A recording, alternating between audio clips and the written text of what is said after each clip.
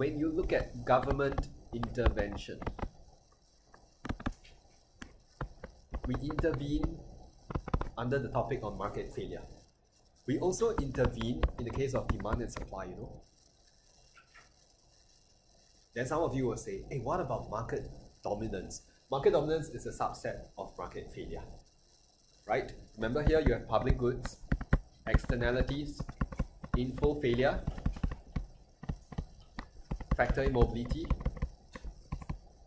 and the last one is market dominance. Correct?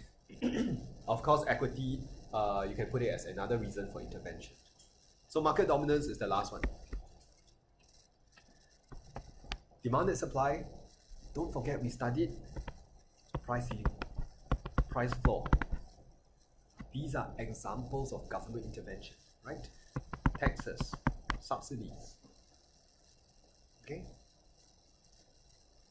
So, what is the difference between government intervention in these two cases? Oh, the difference is very big. Okay?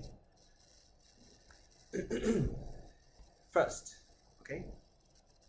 In the world of demand and supply, if you check the syllabus description, demand and supply is always described as resource allocation in perfect markets. Which means when you first did econs, when you studied demand and supply, every market was assumed to be perfect. Okay, so I'll say again, demand and supply, official name is resource allocation in, sometimes they say perfectly competitive markets. But when it tells you that it's a perfect market, it means there is no market failure. By default, you achieve allocative efficiency. Left on its own, it's allocatively efficient.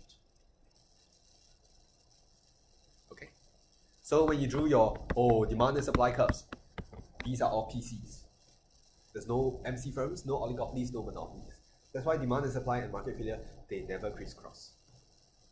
Okay, all right with that? Yes? If that's the case, then the interesting question that occurs to us is, why intervene? If there is no market failure, why does the government need to step in? Okay, and this is where we'll think of a little bit of equity concepts coming in. Okay, so if there's no market failure, why intervene in the case of demand and supply? All right, there are three reasons for intervention. First one is to help consumers. Second is to help producers.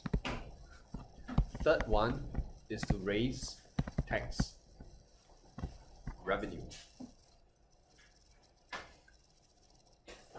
This part is a little bit implicit in your demand and supply chapter, alright? But the government intervenes to achieve these three goals, 1, 2, and 3.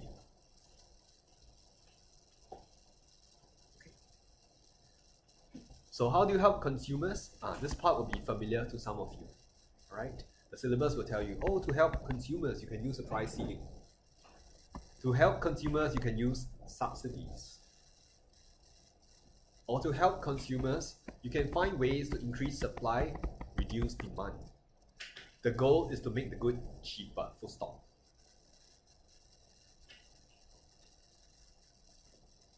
So in your first year, some of you might have come across case study questions, 10 marks, or essay questions, 15 marks, where they ask you to discuss whether maybe a price control is the best way to help consumers. Usually it's to afford necessities. Okay, so this is a demand and supply question. It has nothing to do with market failure. You want to see a sample explanation? Please refer to page 24 of my guidebook. It's in there. Shouldn't surprise you because I'll talk about things like, price ceiling results in deadweight loss. Price ceiling can result in the formation of a black market. A subsidy puts a strain on the government revenue, or puts a strain on the government budget. Whether you help consumers depends on the incidence of the subsidy. Okay.